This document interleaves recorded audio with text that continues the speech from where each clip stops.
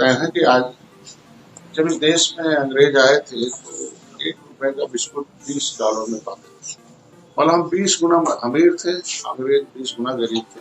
और गरीब आदमी एक दूसरे देश में कमाने जाता है, कोई अमीर आदमी एक दूसरे पर कभी कमाने नहीं जाता है। और जब मार कर भगाए गए 1947 में तो ₹1 का बिस्कुट को $1 में पाने, मतलब हमें 20 गुना वो लूट पाए थे। और आज अंग्रेज आते हैं तो $1 देते हैं और 76 बिस्कुट पाते हैं। मतलब हम बटन दबा दबा के 76 गुना रुपया इस देश का विदेश भेज दिया। मतलब अंग्रेज को तो ले जाना पड़ता था गाँव में और किसी तरीके से लूट के, लेकिन हम लोग खुद इन लुटेरों को बैठा के 70 साल से देश के पैसे को भिजवा दिया अमेरिका में। वो 76 गुना अमीर हो गए, हम 76 गुना गरीब हो गए।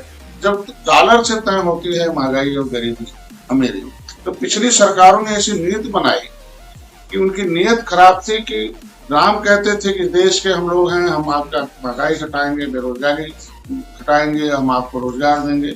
लेकिन रिजल्ट क्या हुआ पिछली सरकारों की नीति से कि ऐसी नीति बनती रही कि इस देश का रुपया विदेश गया, डॉलर मजबूत हो गया, रुपये गिर गए। मैं तो धन्यवाद दूंगा मोदी जी को, मैं 2 साल से इनके साथ आया हूँ। डॉलर का कीमत रुक गया और बढ़ा नहीं और रुपए का स्थिर हो गया। जो 70 साल से स्पीड से घट रही हो, रुपए का कीमत घट रहा हो, डॉलर की कीमत बढ़ रहा हो, तो ऐसे में तो पहले रोका ही जाएगा ना। उसके बाद जिस सरकार के साथ आप, उसने तो वादा किया था कि हम बिजली हो, पानी हो, शिक्षा हो, चिकित्सा हो, सब सस्ता करेंगे, वो सबका इतना पड़ गया। अंतरराष्ट्रीय सस्ते का मतलब नहीं होता है कि हम जो है उसे, आज के दिन में जिस तरीके से कोरोना आया, जिस तरीके से अंतरराष्ट्रीय मानदेय आई, कहा जाता है, लेकिन अगर कोई जैविक आपदा आती है, कोई समस्या आती है, तो उसको भी उसे जोड़कर देखना चाहिए। ऐसा नहीं कि जुबान पकड़ लिया यही कहा जाएगा।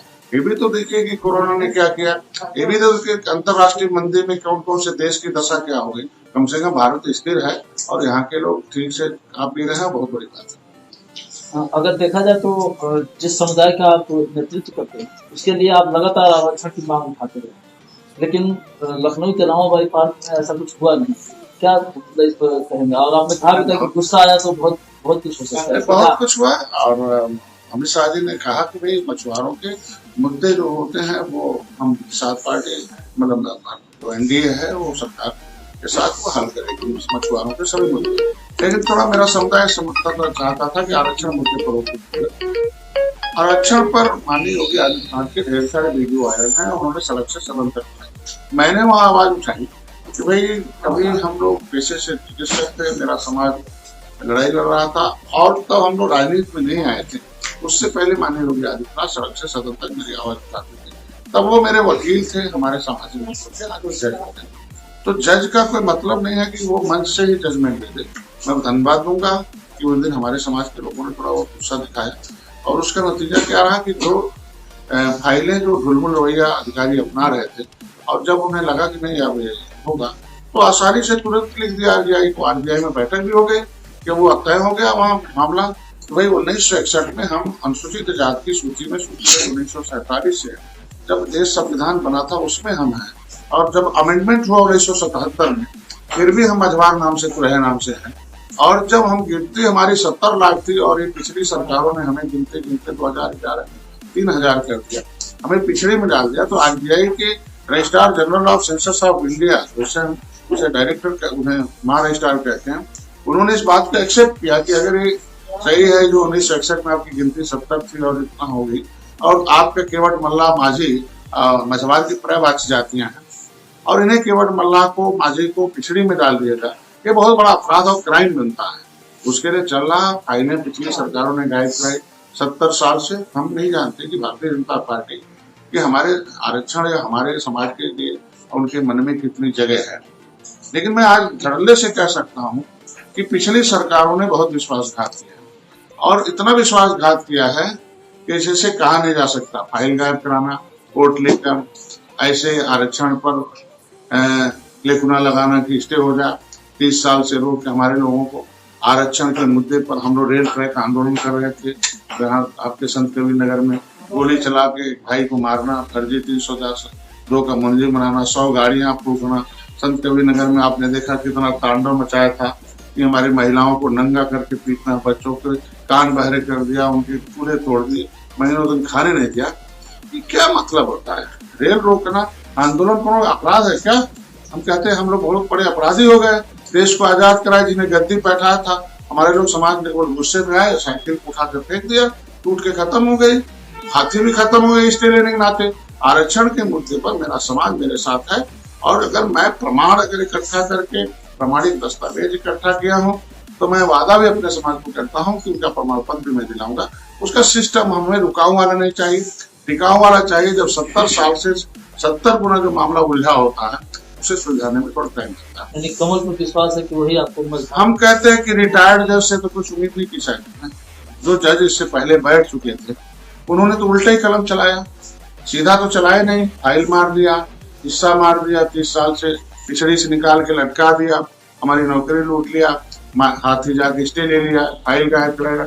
इनके जो दिसंबर जी वकील मतलब सांसद थे हमारे निषाद समाज के, दिल्ली में आवाज उठाए, हमारे बिल लाए हमारे समाज के लिए, और सपा के सांसद ही भाग जाए तो भाई यहाँ कहना हम आरक्षण देंगे और सदन में आप विरोध करो भाग जाओ, तो ये तो विश्वासघात है ना। तो रिटायर्ड जज से उम्मीद नहीं कर सकते। जो जज कुर्सी पर बैठा है दिल्ली और उत्तर प्रदेश में, उस जज के साथ ही उम्मीद कर सकते हैं। तो विश्वास तो जज पर करना पड़ेगा ना।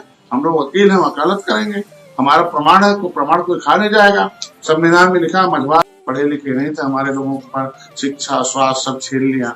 ये आज तक 60 साल में 18% के आसपास आबादी है, एक आदमी को सीओ नहीं बनने दिया, तहसीलदार बीडीओ नहीं बनने दिया, दरोगा नहीं बनने दिया, डीएम एसपी नहीं, तब तक कोई सिक्योरिटी नहीं बनने दिया।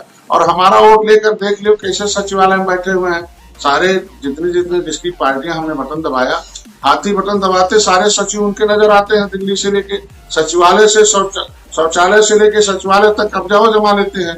साइकिल दबाओ तो उनके लोग आ जाते हैं, सचिवालय शौचालय के भी ठेकेदार उनके हो जाते हैं, और सचिवालय में भी बैठ के आप कलम चलाते हैं।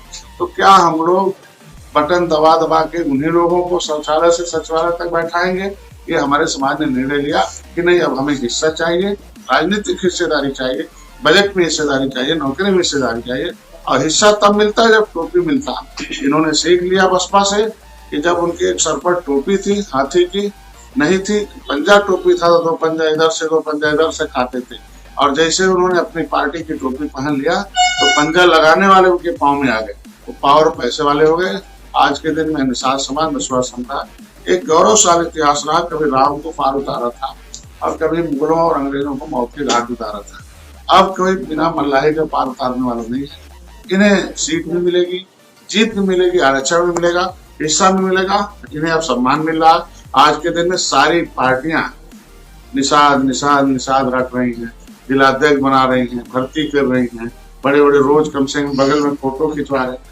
बड़े बड़े नेता आज के दिन में, जिसका कोई कम से कम, मैं तो बहुत गौरवान्वित हूँ कि जय निषाद राज के नारे ने हमारे निषाद समाज के नेताओं का कम से कम वैल्यू बढ़ा दिया कि बुला उन्हें बगल में बैठा के रोज अखबार छपवाते हैं।